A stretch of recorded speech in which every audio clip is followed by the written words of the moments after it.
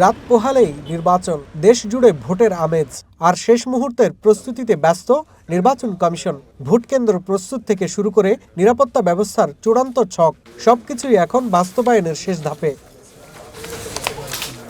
EC জানায়, নির্ধারিত সময়ের মধ্যেই সব কেন্দ্রে পৌঁছে গেছে প্রয়োজনীয় ভোট সামগ্রী। প্রিজাইডিং অফিসারদের কাছে বুঝিয়ে দেওয়া হয়েছে ব্যালট, ভোটার তালিকা সহ ভোট সামগ্রী।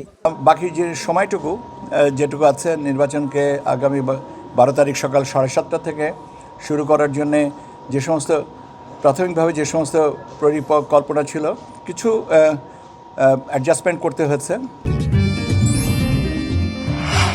আমা অথেন্টিক ব্রাজিলিয়ান কফি। নির্বাচন কমিশনের মতে এবারের নির্বাচনে আওয়ামী লীগ না থাকায় ভোটার উপস্থিতিতে তেমন প্রভাব পড়বে না। আর আইন শৃঙ্খলা বাহিনীর কঠোর অবস্থানের কারণেই নির্বাচনকে কেন্দ্র করে সহিংসতার সুযোগও দেখছে না commission. We don't see any possibility of lowering of turnout because we see equal euphoria amongst people of all description irrespective of their political affiliation.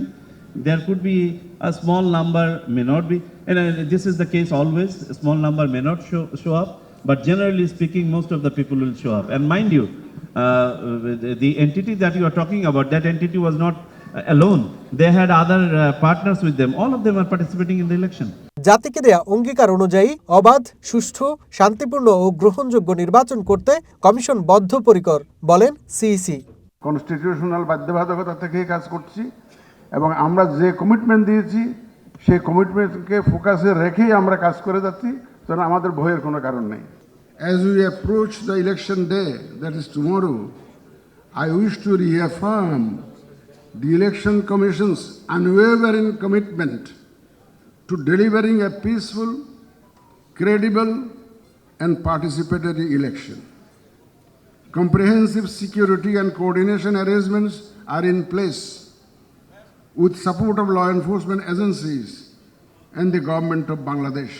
তবে ভোটারদের মধ্যে যেমন প্রত্যাশা রয়েছে, শঙ্কাও আছে।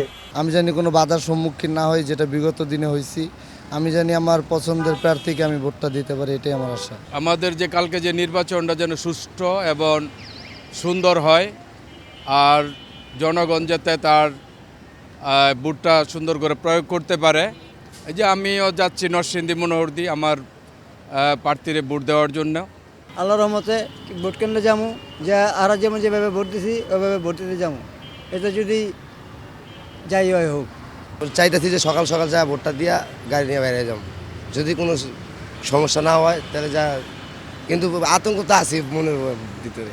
আশা করতেছি জাতির যে আকাঙ্ক্ষা সেটা যেন পূর্ণ হয়। সুন্দর একটা নির্বাচন আমরা চাই, সুষ্ঠু নির্বাচন, যেই আসুক ক্ষমতায় তাদের আমাদের কোনো আপত্তি নেই। এখন ভোটের অপেক্ষায় দেশ। মানুষের প্রত্যাশা একটাই, ভোট হোক নির্বিঘ্ন, স্বচ্ছ এবং গ্রহণযোগ্য। শাহরিয়ার বাঁধন, ওয়ান নিউজ, ঢাকা।